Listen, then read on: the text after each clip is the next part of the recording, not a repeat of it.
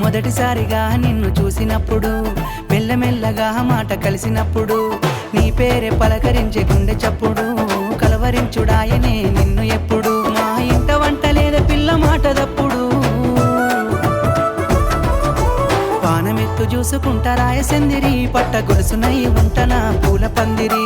సచ్చదాకా తోడుగుంట రాయసెందిరి పుట్టు మచ్చబోలే ఉంటనా పూల పందిరి నువ్వు ఎంట